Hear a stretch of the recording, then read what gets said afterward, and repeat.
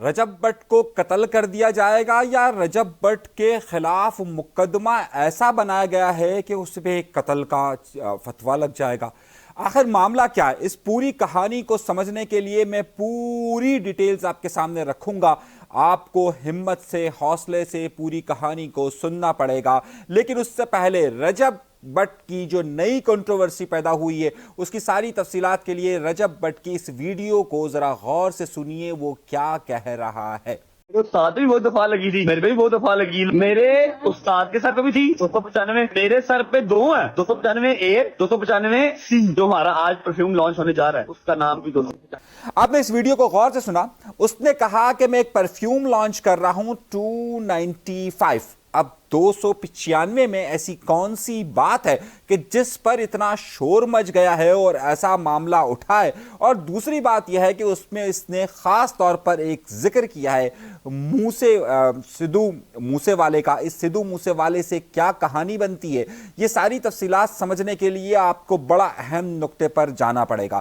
ساری چیزیں سمجھاؤں گا آپ کو، لیکن اس کے لیے آپ کو دیکھنا پڑے گا کہ کیا واقعی میں اس نے جان بوجھ کے کوئی توہین کی ہے یا نہیں کی. اب جس قانون کے تحت اس پر مقدمہ درج ہے اس کی تفصیلات کیا ہے یہ بھی سامنے رکھنے والی بات ہے. لیکن ان سب سے پہلے ہمیشہ درخواست کرتا ہوں کہ چینل ضرور سبسکرائب کیجئے اور پھر گفتگو کا آغاز کرتے ہیں اپنے پروردگار کے شکر سے. سب سے پہلے میں آپ کو لے کر جاؤں گا، میں یہ لفظ استعمال نہیں کرنا چاہتا لیکن میری مجبوری ہے کہ میں اس کے بغیر آپ کو یہ بات سمجھا نہیں سکتا. 100 سال پیچھے جائیے، یہ سن 2025 ہے. میں آپ کو پیچھے لے کے جاتا ہوں سن 2027 میں. جب یہ ہندوستان ہوا کرتا تھا اور انگریزوں کی حکومت ہوا کرتی تھی، ایک بہت ہی افسوسناک صحنہ پیش آیا تھا. وہ افسوسناک صحنہ یہ پیش آیا تھا کہ ایک شخص نے ایک کتاب لکھی تھی حضور صلی اللہ علیہ وسلم کی زندگی پر اور انہوں نے اس پہ حضور کی شان میں گستاخی کی تھی. یہ کتاب شائع ہوئی تھی 1927 میں. اس کتاب کا ایک بڑا مسئلہ یہ تھا کہ جب آئین کے جب اس وقت جو ہندوستان کا آرٹیکل تھا یعنی تعزیرات ہند جو تھا اس کی ایک آرٹیکل تھا 153A، اس کے تحت یہ مقدمہ کیا گیا. لیکن ہندوستان کے کسی بھی آئین میں کہیں پر بھی یہ درج نہیں تھا. انگریزوں نے لکھا تھا کہ اگر کوئی کسی مذہب کے اعلیٰ شخصیات کے متعلق گستاخی کرے تو کیا ہو. اس لیے اسے فائدہ دیتے ہوئے اسے رہا کر دیا گیا جس نے یہ کتاب لکھی تھی. اس وقت غازی علم الدین کا نام آپ نے سنا ہوگا. سن 1929 کے اندر غازی علم الدین نے اس گستاخ رسول کو موت کے گھاٹ اتار دیا. اس کے بعد غازی علم الدین بنے اور اس کے بعد جب انہیں سزا ہوئی تو شہید علم الدین کا ان کو کہا گیا. اب اس کے بعد جب یہ صورتحال بہت زیادہ وولیٹائل ہوئی تو 1929 کے بعد جو پاکستان مسلم لیگ تھی اس وقت اور جو دیگر مسلمانوں کی جماعتیں تھیں انہوں نے زور دیا کہ برطانیہ کے قانون نے یعنی کہ تعزیرات ہند کے اندر اس چیز کو شامل کیا جائے کہ جو کوئی بھی مذہب کی یا کسی بھی مذہبی شخصیات کی بے حرمتی کرے گا اسے سزا ہوگی. اور اس کے لیے ایک آرٹیکل انٹروڈیوس کروایا گیا جس کا نام تھا 295A. اس لیے مسلمانوں کی اس کے ساتھ بڑی گہری وابستگی ہے کہ 295 کا مطلب بھی یہ لیا جاتا ہے کہ غازی علم الدین کے ساتھ اور خاص طور پہ ہندوستان اور خاص طور پر پنجاب کے اندر، کیونکہ یہ پورا واقعہ پنجاب کے اندر پیش آیا تھا اس لیے اس کی بڑی اہمیت ہے. ایک نقطے تو آپ کے ذہن میں ہونا چاہیے کہ 295 ہے کیا اور 295A B اور C یہ 3 معاملات ہیں. اب اس پہ آپ کسی بھی کے بھی مذہبی عقائد کی خلاف ورزی نہیں کر سکتے، مطلب اس کو مذاق نہیں اڑا سکتے، اس کی تضحیق نہیں کر سکتے. ہوا کچھ یوں کہ پنجاب کے اندر ایک اور شخص بھی بڑا مشہور ہے اور وہ پنجاب کے اندر بڑا مشہور شخص ہے کہ جسے کچھ عرصے پہلے انڈیا کے اندر قتل کر دیا گیا. وہ انڈین پنجاب کا ایک مشہور سکھ گلوکار ہے جس کا نام ہے سدھو موسے والا. وہ اس وقت انڈیا پنجاب اور پاکستان کے پنجاب کے اندر بھی بڑا مشہور ہے. تو اس نے ایک گانا گایا تھا 295 کا. 295 پر ہی اسی آرٹیکل پر اس نے ایک گانا گایا تھا کہ جناب یہ جو مذاق پھر اس سے مذاق اڑایا تھا. تو بہرحال ایک الگ اس پر بات پھر بعد میں ہو سکتی ہے. تو یہ 2 نام. اب جو رجب بٹ ہے، رجب بٹ نے 295 کا نام رکھا اور 295 کے ساتھ جو اپنے پرفیوم لانچ کیا اس میں اس کا نام دیا موسے، جو سدھو موسے والا ہے اس کا بھی اس نے حوالہ دیا. اب رجب بٹ نے 295 کا ذکر کیوں کیا؟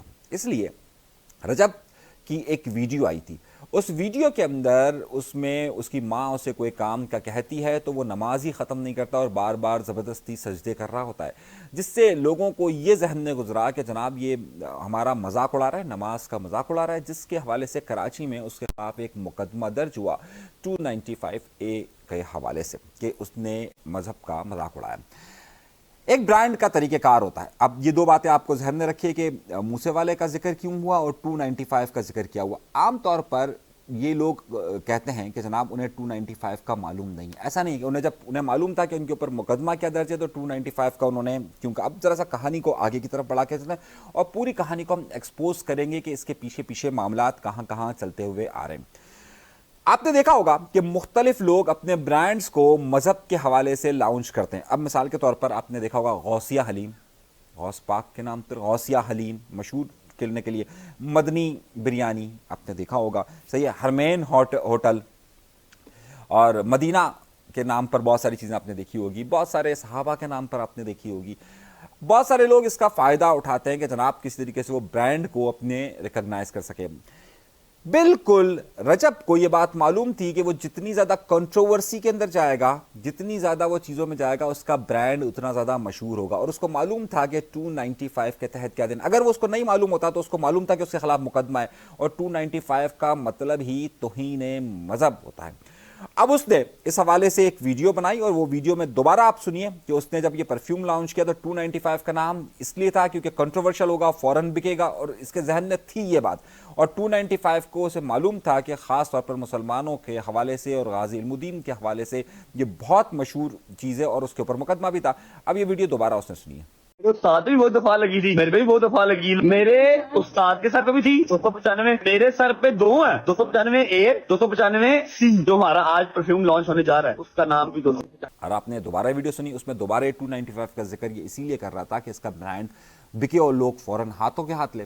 تو کیا جان بوجھ کے اس نے 295 کا مذاق اڑایا؟ اب 295 کا مذاق اڑانا یا 295 کا برانڈ کے نام پہ رکھنا، 295 کا نام کیا توہین مذہب ہوگا، اس پر ہم آگے چل کر گفتگو کریں گے، لیکن اس سے پہلے ہم صرف آپ کو یہ بتا دیں کہ 295 رکھنے کی وجہ کیا تھی۔ اب جب اس پہ بہت زیادہ معاملات ہوئے تو پیکا قانون کے تحت، اور پیکا کے خلاف آپ کو پتا ہے ہم ہمیشہ بات کرتے ہیں، لیکن اب پیکا کا فائدہ ظاہر ہے جب ہم بات کر رہے تھے تو کوئی ہماری بات سن نہیں رہا، لیکن پیکا کے تحت ان کے خلاف ایک مقدمہ درج ہوا نشتر کالونی کے اندر، لاہور کے اندر یہ نشتر کالونی کے اندر مقدمہ درج ہوا، اور اس مقدمے میں جو درج کیا گیا وہ سنت نگر لاہور کے ایک رہائشی ہیں جن کا نام ہے سید حیدر شاہ گیلانی۔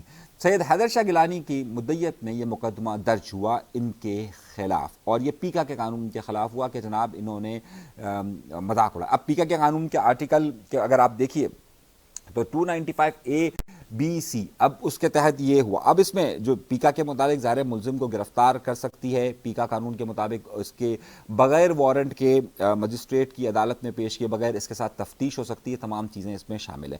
جب اس پر بہت زیادہ گفتگو ہونا شروع ہوئی اور پیکا پہ ہوا تو پھر رجب نے ایک ویڈیو ریلیز کیا، اور اس ویڈیو میں کیا کہتے ہیں وہ ذرا سنیے تاکہ ہم گفتگو کو آگے بڑھا سکیں۔ بسم اللہ الرحمن الرحیم، میرا نام ہے رجب۔ میری آپ سب سے ریکویسٹ ہے کہ اس ویڈیو کو پورا دیکھیے گا۔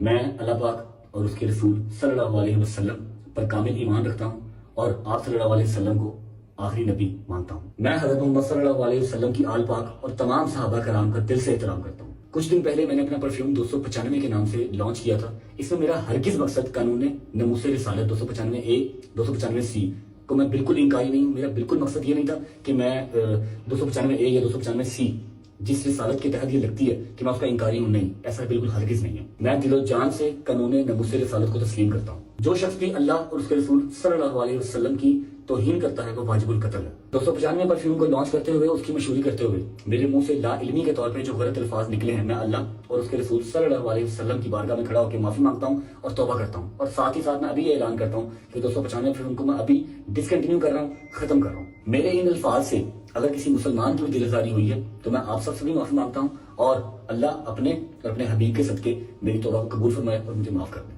اچھا، اس میں وہ اپنے ایمان قرآن کو ہاتھ میں رکھ کر اپنے ایمان کے بارے میں بتاتے ہیں کہ جناب میں مسلمان ہوں اور میں یہ تمام چیزیں کے معاملات کو دیکھتا ہوں اور میں قرآن پر بھی ایمان رکھتا ہوں، میں اللہ تبارک و تعالیٰ پر بھی ایمان رکھتا ہوں، میں رسول اللہ صلی اللہ علیہ وسلم کو آخری نبی بھی مانتا ہوں، میں 295 میں نے توہین نہیں کی۔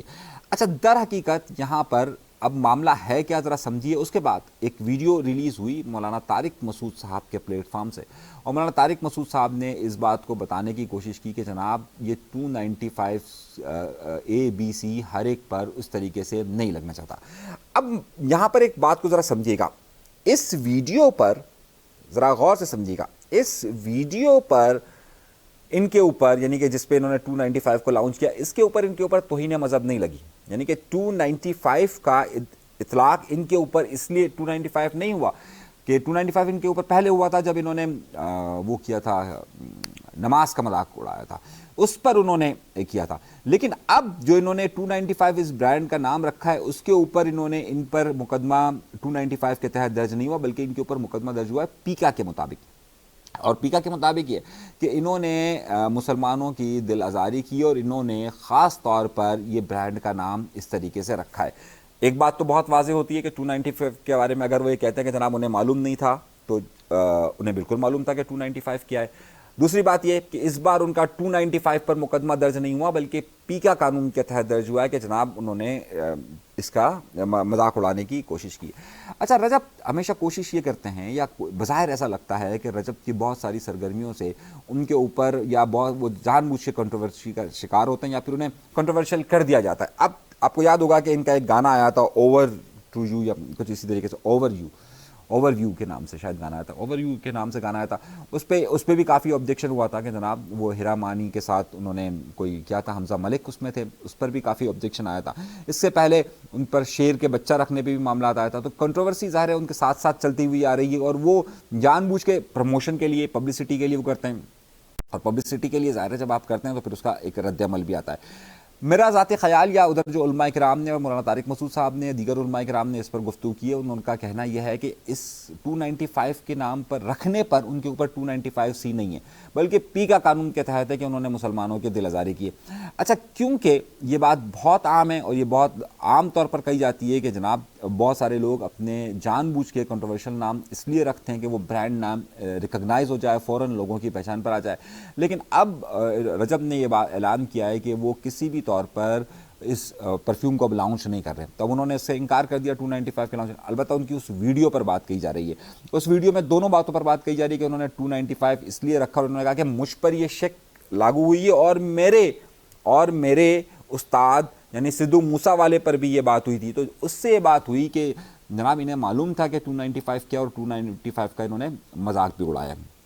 اب ہوگا کیا یا کیا ہو سکتا ہے؟ در حقیقت ان کے اوپر پیکا کے حوالے سے قانون ہے، جو 295 کا ان کا کیس ہے وہ کراچی میں ہے۔ اب کراچی والے میں آپ کو یاد ہوگا کہ ان کے یہ عدالت میں پیش نہیں ہو رہے تھے، انہیں گرفتار کر پیش کرنے کا حکم دیا گیا تھا، اور اس کے بعد ان کے وکیل بھی پیش ہوئے تھے اور اس کی سماعت کا سلسلہ بھی شروع ہے۔ لیکن در حقیقت وہ جو 295 والا کیس تھا جس پہ ان کی وارنٹ گرفتاری جاری ہوئے تھے، وہ اب بات پرانی ہو چکی ہے۔ اب پیکا کے حوالے سے ان کی ضمانت اور ان کی گرفتاری کے حوالے سے بات کی جا رہی ہے۔